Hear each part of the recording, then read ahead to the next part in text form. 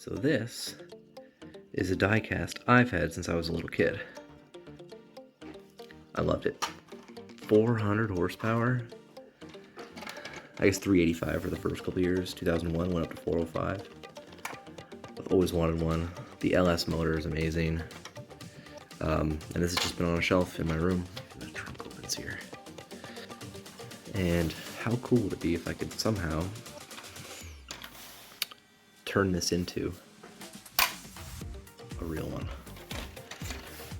Because Lord knows I don't have enough money to buy one. I would love to get my hands on one of these one day, a real one. Can it be done? No, probably not. But we're gonna try. So, looking locally, marketplace, Facebook, these seem to be going for the scale model with like working wheels that turn with the steering wheel and the hood and all the details this one has. Seem to be going for between $40 and $75. I'm gonna put a value on this at 50 and see if anyone I know will share with my friend group and see if anyone has anything to offer that's worth a little bit more. Could be $5 more, just however small the steps, doesn't matter. But if there's something they have lying around they just want to get rid of, can't bother to even list it, put it for sale, help me out. Yeah, we need to trade for this. If the channel blows up, then you could have the thing that started the first trade-ups series. And then we'll have a vet for the channel, so that'll be awesome. Having a Corvette for the channel would be pretty cool. Yeah. Okay, so you're not gonna believe this, but like 5 minutes after posting this idea to Facebook and some social media, one of the first subscribers of the channel, a friend of mine, actually reached out and said, hey, I got a laptop that I'm not using, and it's an old work laptop I had. I would play Grand Theft Auto 5 on it, so it needs a hard drive, it needs a power supply.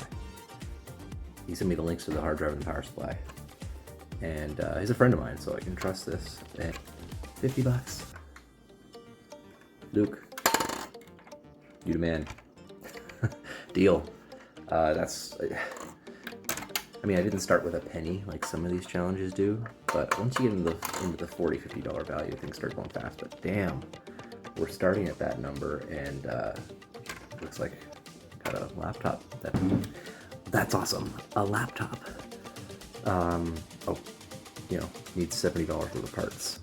So go pick that up tomorrow and drop off. Maybe I'll detail this for him as a thank you, because that's huge. So thank you, Luke. Thank you for subscribing. If anyone else wants to follow this for hopefully the payoff at the end, where we turn the key in a real one of these. Don't know how long it'll take. I can't confirm that it'll even work in the end. We might hit a dead end. I don't know. But I'm excited. So far, it's been about 15 minutes of filming this and posting some photos, and seen an increase in value from 50 to, I don't know, we'll see what we can get for the other one for the last. All right, here to make the first trade. Dropping this to Luke. Thank you, buddy. Oh, he's right there. Perfect. Oh. Nice. Trade. What's in here? It's got a GMI, it's got the 3 high-speed USB, and it's got a SD card reader on the side. It's got a Type-C here for display port, fingerprint sensor.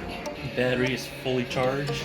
So Health excellent. Look at that. Charging, you should be good to like pop a hard drive. I got a laptop. I got a laptop. Thanks, Luke. Thank you. Appreciate it.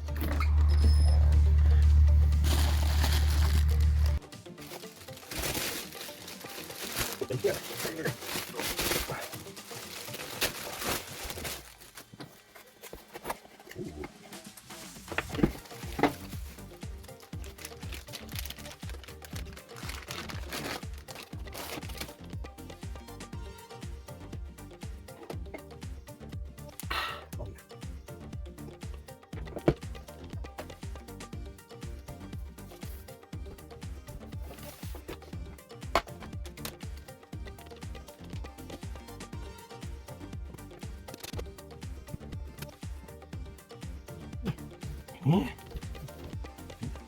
the presents. Mark the presents.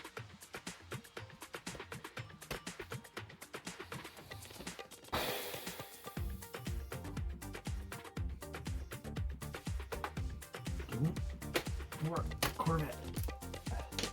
Do it for the Vic.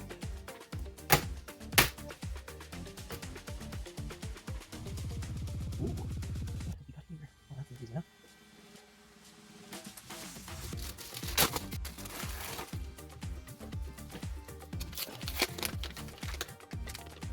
Ooh.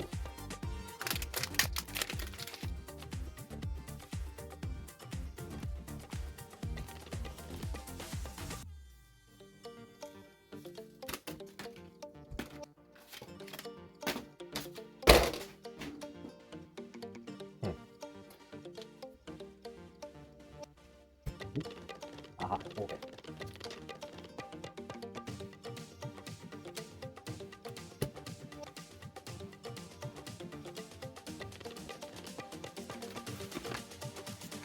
I had to go find this.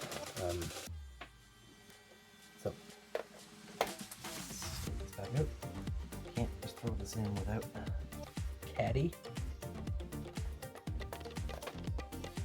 Didn't realize I was short a Cadillac. Guess you need one.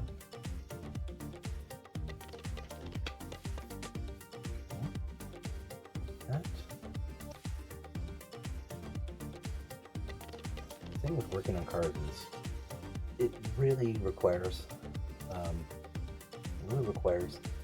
a broad skill set, and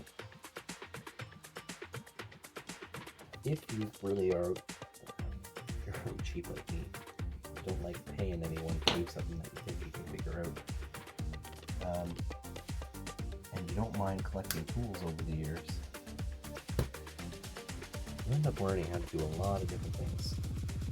And I think the most valuable thing is probably just to not have any fear to take something apart and look at it and see what's wrong.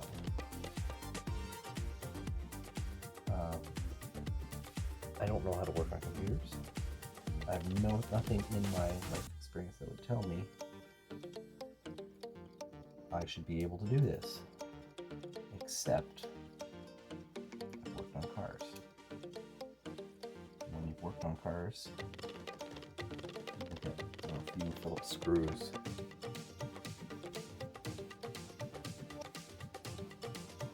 Some plastic and a little connector. Not that intimidating. Changing a ball joint is a lot harder than changing a hard drive. I've never changed a hard drive before today. I probably shouldn't say too much until I plug it in and see if it works. But working on cars gives you the confidence to swap in hard drives. It's pretty straightforward. Connect the battery, pops in, gentle. Alright, put the cover back on. Now, the case on the bottom of this has got some cracking.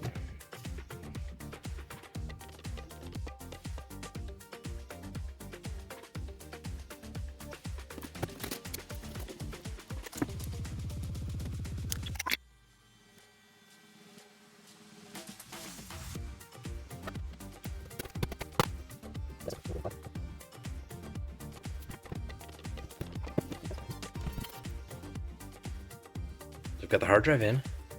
I've got the power supply. I had to get a little USB with Microsoft Windows already on it. Makes sense. Don't know why I didn't think of that in the first place. Brent helped me out. Got me one of those. No problem. Plugged it in. Went through setup. Created an account. And Microsoft Windows. Brand new hard drive. Gonna post this up for sale. Hopefully get like $300 at every stage. We're gonna take stuff that's hopefully broken or really inconveniencing someone, fix things, add value. So, set some basic rules. I've done the first trade. I think it's a good time to set these rules. Rule number 1, have to end with a real Corvette, registered, safety inspected, on the road. That's the goal. Rule number 2, always add value. At no point will there be straight flips. If there's any way we can find something that needs fixing, needs a repair, needs something done to it, that's awesome for us. If we can take something, fix it up, document how we fix it, maybe have a lesson in there about how to fix a certain problem on something weird that we ended up with, all the better. I think that's great. Rule number 3, has to be a manual Corvette in the end. I've only owned a couple automatic cars. I drive one right now. If it's a fun sports car, if you like automatics, you can only drive automatic. It's good. No judgment here. Everyone here at Gearhead, we're all big fans of the manuals. While there's still some available. Rule number 4, any money spent fixing the vehicles or fixing whatever we're fixing to trade will take off of whatever we're spending on the next thing. So anytime we cash out by selling something instead of trading, like with this first trade here, the parts cost, deduct it from what's available for the next purchase. So at no point are we just slowly creeping up on the money invested. The goal is to be as frugal as possible through this whole stage, but do all of our value add through labor. One challenge I can see in this is where we are in Canada. In order to take ownership of something, to resell it, and they make you pay tax. 15%. A lot of times people will not do that. They will buy something, fix it, and just give it to you with the ownership signed from the last person. I want to try and avoid doing that, but 15% on every swap. Ouch.